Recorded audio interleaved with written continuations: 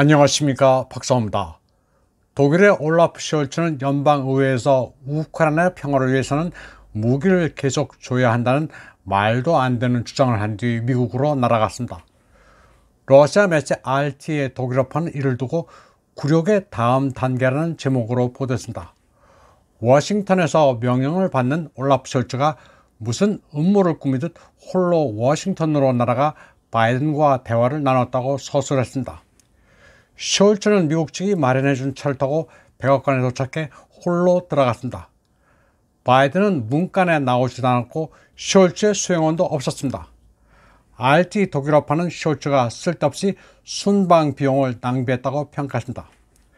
어차피 워싱턴이 시키는 대로 할 거면서 뭐하러 비행기를 타고 날아갔냐고 조롱했습니다. 그러면서 그의 의지가 부끄러운 것 아니냐고 했습니다. 그의 국빈 방문은 아주 이례적이었습니다. 언론인과 기업인들의 수행도 없었고 80분 동안 진행된 대화는 통역도 없었습니다. 물론 독일 사람은 영어를 잘하기 때문에 바이든의 말은 정확히 이해하겠지만 정식 의전으로 볼 때는 괴이했습니다. 또 총리 관저는 대화 요약본도 발표하지 않았습니다. 이 같은 프로토콜을 보면 그냥 동네형 만나러 간 거나 다름이 없습니다.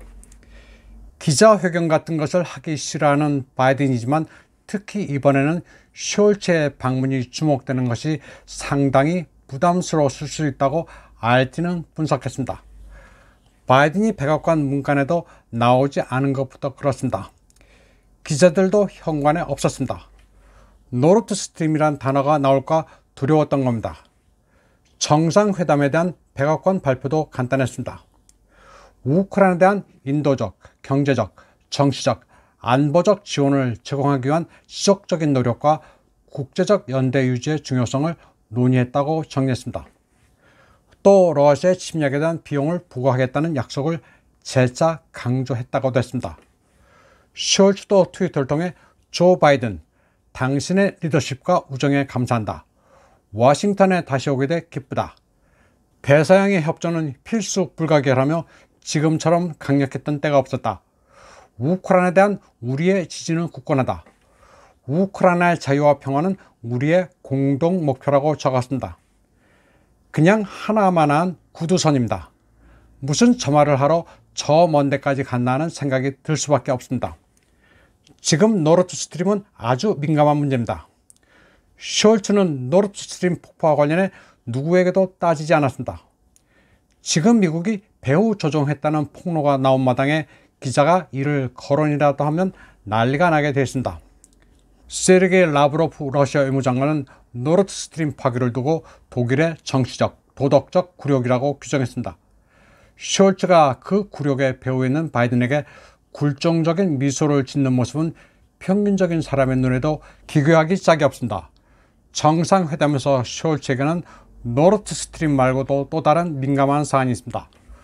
우크라이나 말고도 여러 글로벌 이슈도 논했다고 했는데 추론해보면 중국 문제가 빠질 리 없습니다.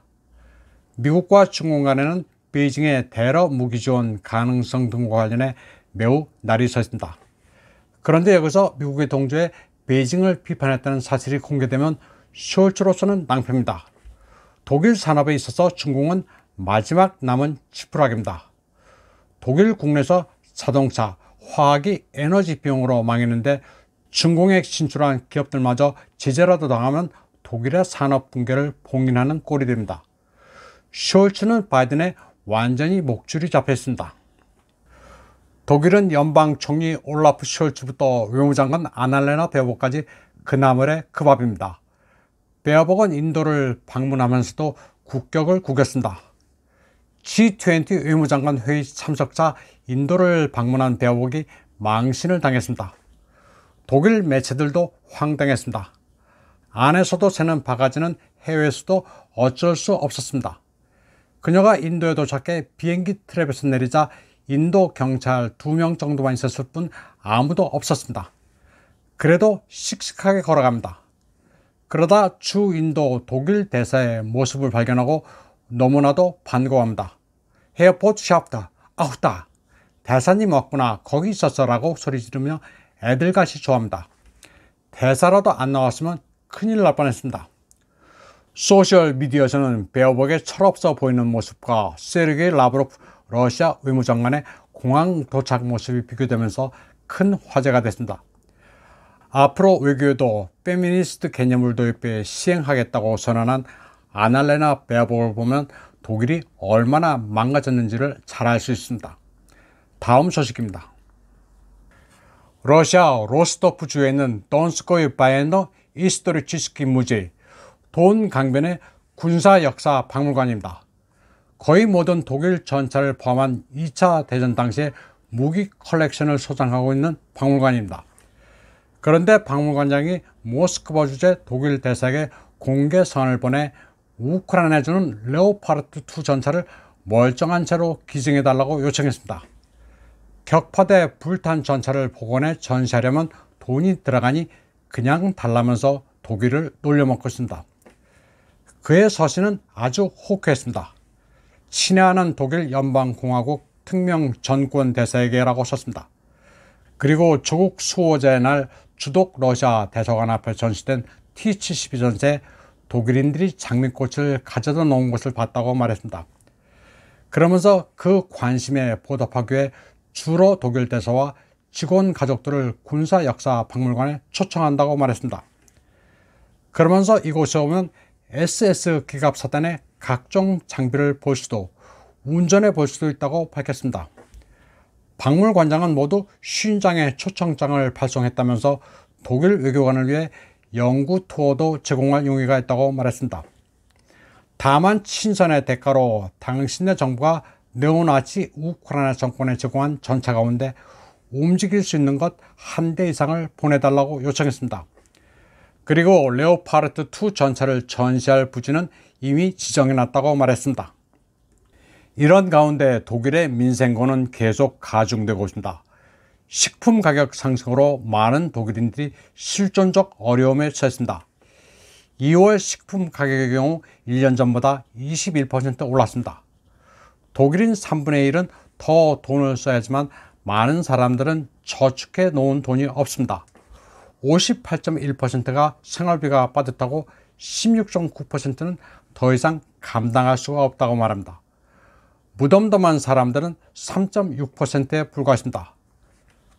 독일의 패션 소매업체인 픽 앤 클로펜부르크 düsseldorf가 지방법원에 보호 절차를 신청했습니다. 럭셔리 세그먼트와 할인 영역은 그나마 돌아가지만 중간대 패션 의류는 버티기가 힘듭니다. 이 업체는 67개 지점에 7,000명 정도를 고용하고 있는데 점차 직원을 줄일 계획입니다. 또 1911년에 설립돼 100년이 훨씬 넘는 양조장 메밍어 브라워라의 파산 절차가 2월 22일에 시작됐습니다. 독일에서는 자동차, 철강, 화학 같은 분야만 무너지는 게 아닙니다. 사회 전체의 탈산업화가 전방위로 시작됐습니다. 지난 세기 동안 이룬 라인강의 기적이 증발하고 있습니다. 망하는 것은 금방입니다. 지금의 독일은 우리가 알고 있는 그 독일이 아닙니다. 최악의 자상 올라프 숄츠의 줏대없는 국정 운영으로 독일은 다시 재개가 불가능할 정도로 망했습니다. 이게 다 우크라이나 일은 남의 일이 아니라고 한 데 따른 겁니다. 우크라이나에 집착하면 망하는 것, 그것은 과학입니다. 이번 방송은 여기까지 하겠습니다. 시청해주신 여러분 감사합니다.